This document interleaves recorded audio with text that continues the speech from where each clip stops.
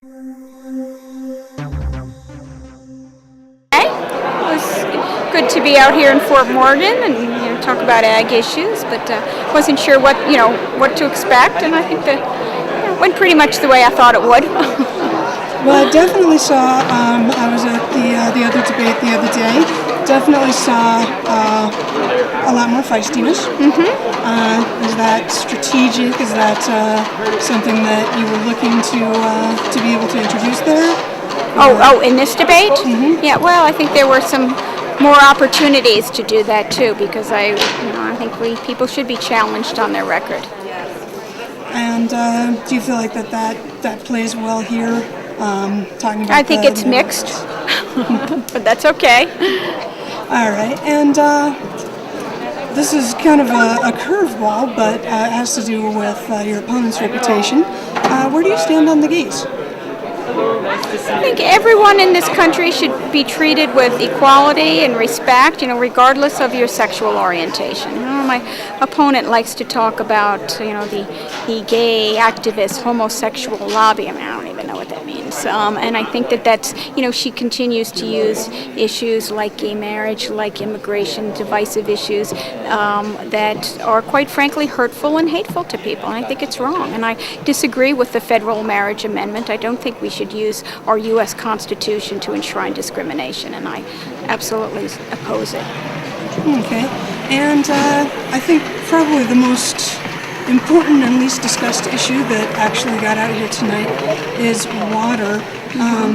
Do you have any thoughts or ideas regarding beyond, building more storage, but in a long-term sense?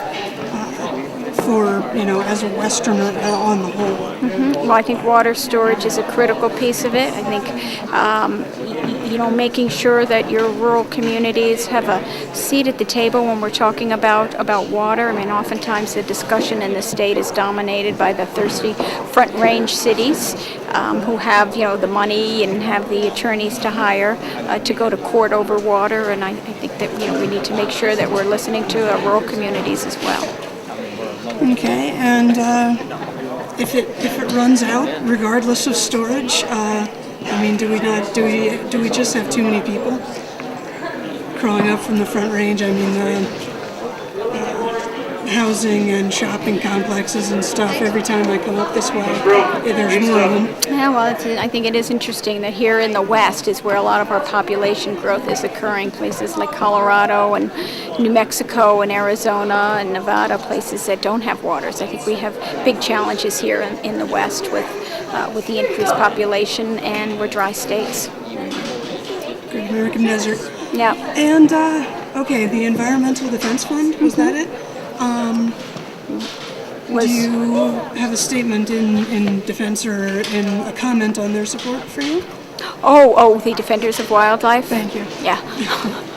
Okay. Well, I'm glad to have support from the environmental community, and I think it's good, once again that you're listening to all sides in the debate and you're not excluding anyone.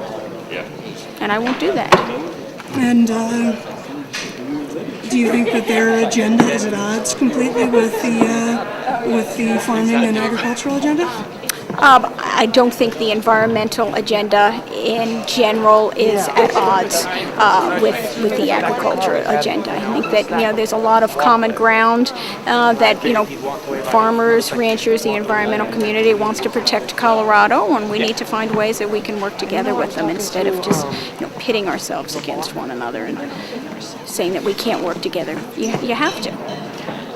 And that's, I think, where I differ from Marilyn Musgrave.